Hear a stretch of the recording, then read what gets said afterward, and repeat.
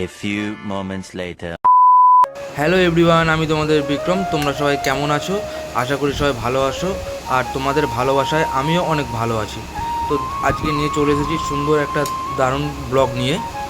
তো বন্ধুরা, সকাল সকাল আমি কাকার গাড়ি নিয়ে বেরিয়ে পড়েছি একটা ভাড়ায়। তো সাথে করে তোমাদের দিদিভাইকেও নিয়ে যাচ্ছি।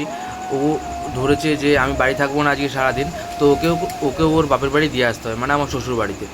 তো রাস্তার মধ্যে একটুখানি দুজন মিলে পাগলামি করতে করতে বেরিয়ে পড়েছি, তোমরা দেখতেই পাচ্ছ। তো বন্ধুরা, যেহেতু গতকাল ভোর রাত্রে বৃষ্টি হচ্ছে, তাই তোমরা একটুখানি রাস্তার দৃশ্যটা দেখে নাও, কত সুন্দর আর কত অপূর্ব লাগছে। তো আমরা এই সুন্দর ওয়েদারের মধ্যে দিয়ে দুজনে পাগলামি করতে করতে চলে আসলাম আমার শ্বশুরবাড়িতে। তো আমার শ্বশুরবাড়িতে আসার পরে তোমাদের দিদিভাইকে বারবার আমি গাড়ি থেকে নামতে বলছি, আমার দেরি হয়ে যাচ্ছিলো বলে। তো গাড়ি থেকে নামছে না, ওর মায়ের সাথে গাড়ি থেকে একটুখানি পাগলামি করছে। তো আমি তার মাঝখানে ছোটো একটা ক্লিপ নিয়ে নিলাম, আর তোমাদের দিদিভাইকে একটুখানি হাই করে দিতে বললাম। তো তোমার দিদিভাই হাই করে দেওয়ার পরে আমি বেরিয়ে পড়েছি। আমার একটু লেটই হয়ে গেছে। আর তোমাদের দিদিভাই তোমাদের আগেই বলেছে যে আমার বাড়ি থেকে তার বাপের বাড়ি খুবই কাছে, 1 থেকে 1.5 কিলোমিটারের মধ্যে। তো আমি একটুখানি গাড়িটা রানিংয়ে বেরিয়ে যাওয়ার চেষ্টা করছি, আমার একটু দেরি হয়ে গেছে বলে। তো তোমরা দেখতেই পাচ্ছ রাস্তার অবস্থায় কি হয়ে আছে। গতকাল ভোর রাত থেকে বৃষ্টি হয়েছে, চারিদিকে জল জমে আছে, আর রাস্তা এত খারাপ গাড়ি চালানোই যাচ্ছে না। তো আমি কোনো রকমে গাড়িটা একটুখানি স্পিডে চালিয়ে খারাপ রাস্তা থেকে ভালো রাস্তায় উঠে পড়েছি। তো আমি আজকে কোথায় ভাড়া যাচ্ছি আমি নিজেও জানি না। তো আমার কাকা আমাকে ভাড়াটা পাঠিয়েছে। তো আমার কাকাও জানে না যে আজকে ভাড়াটা কোথায় বা আমি কোন জায়গায় যাব। তো এই ভাড়াটা হচ্ছে আমার কাকার নিজের মামার বাড়ি থেকে যাচ্ছে সবাই।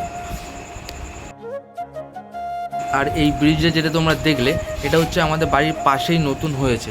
আগে আগে একটা ব্রিজ ছিল, তো সেই ব্রিজটা খারাপ হয়ে যাওয়ার কারণে এই ব্রিজটা নতুন তৈরি হয়েছে। তো আমি গাড়ি চালিয়ে চলে আসলাম যেখান থেকে আমি প্যাসেঞ্জার তুলবো। তো দেখতেই পাচ্ছ আমি সেখানে এসে ছোট্ট একটা ক্লিপ নিয়ে নিলাম, এবং সবাই না যাওয়ার কারণে শুধু দুজন যাচ্ছে, ঠাকুমা দাদু। তো তাদের দুজনকে নিয়ে আমি বেরিয়ে পড়েছি গন্তব্যস্থলের দিকে। তো বন্ধুরা, যেহেতু বেলা হয়ে গেছে, তখন ঘড়ির কাঁটায় বাজে 9টা কি 10টা, আর তোমরা দেখতেই পাচ্ছ সূর্য উঠে গেছে, আর আকাশ একদম পুরো পরিষ্কার হয়ে গেছে। তো বন্ধুরা, যাওয়া যাক। তোমরা ভিডিওটা কেউ স্কিপ করো না, ভিডিওটা দেখতে থাকো। আমি কিন্তু ফাইনালি বন্ধুরা চলে এসেছি তাদের বাড়িতে, এবং তাদের বাড়িতে আসার পর গাড়িটা আমি তাদের উঠানে রেখে দিলাম। তোমরা দেখতেই পাচ্ছ তারা আমাকে ভিতরে আসার জন্য বলে, আমি তাদের কথা মতো বাড়ির ভিতরে যাই, এবং তারা আমাকে একটু মিষ্টি জলখাবার ও সাথে 1 কাপ চাও দেয়। তো ফাইনালি চাটা খাওয়ার পর আমি একটু বাইরে চলে এসেছি তাদের পরিবেশটা দেখার জন্য। তো ভালোই লাগলো তাদের পরিবেশটা দেখে। তো পরিবেশটা দেখার পর আমি ঘরের ভিতরে চলে আসলাম।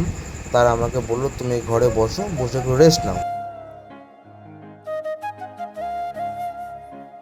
তো ফাইনালি বন্ধুরা, আমি 2 ঘন্টা রেস্ট নেওয়ার পর, তখন বেলা বাজে বিকেল 4:30। আমি ঠাকুমা দাদুকে আমার গাড়িতে বসিয়ে নিয়ে বাড়ির দিকে রওনা দিলাম। তোমরা দেখতেই পাচ্ছ ফাইনালি বন্ধুরা আমি হাইওয়েতে উঠে পড়েছি, এবং গাড়ি চালাতে চালাতে চলে এসেছি আমাদের নবদ্বীপ গৌরাঙ্গ সেতু ব্রিজ।